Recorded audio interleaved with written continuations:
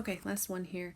Suppose you revolve the plane region completely about each line to sweep out a solid of revolution. So this is like those ones we were looking at earlier where I'm going to be spinning it, and so I'm going to find some three-dimensional shape out of it. And when you spin something, you go in circles. Something about this will be a circle. So it's not going to be a pyramid. It's not going to be a prism.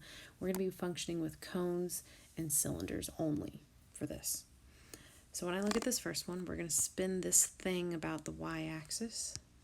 This is our y-axis, and so it's currently on the right side of the y-axis. We're going to spin it so that sometimes it's on the left and sometimes it's on the right repeatedly. And I need to change color because you're not going to see that.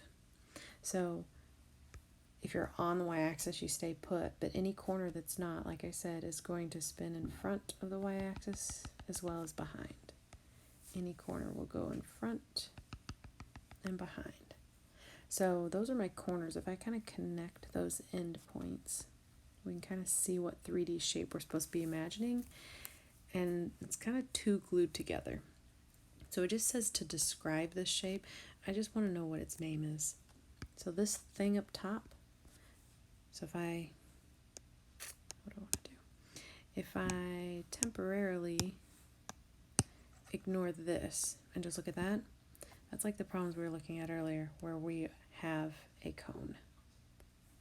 So this top is a cone, and if I do the reverse of that and I ignore all this jazz, then that's the old stuff where you had a rectangle and spun it around, and now it looks like a cylinder. So just to describe the shape, we actually have to do two different descriptions. This is called a composite shape where you're kind of gluing two together. We have a cone as well as a cylinder. I'm not going to have you find the volume of that, but it's good to picture what's going on here.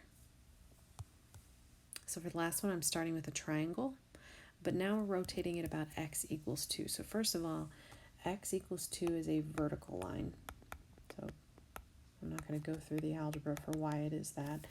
X equals 2 is a vertical line. Some homework assignment has you do y equals something.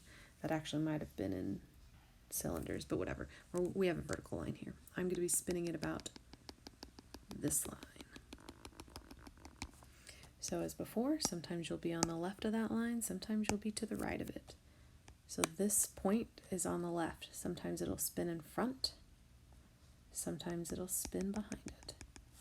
This point is to the left, so sometimes it'll spin to the right. So the weird thing is, if you just look at the green parts that I've drawn, it looks like a cylinder. But it's not, because there's also this slanted line, which complicates things. So if I just kind of pick a dot on that slanted line, it also needs to sometimes go in front and behind.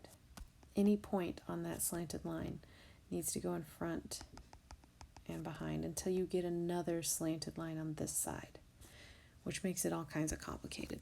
So this was my original shaded triangle. Let me put that in another color.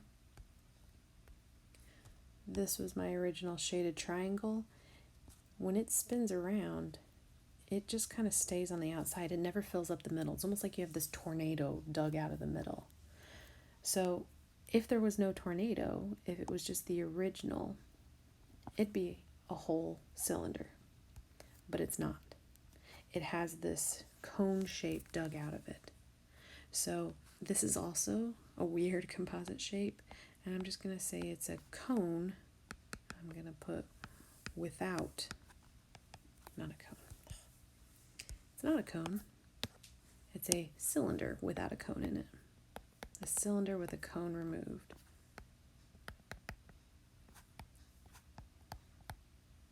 So complicated if I would ask you to find the volume of it. I'm not going to do that, but it could exist.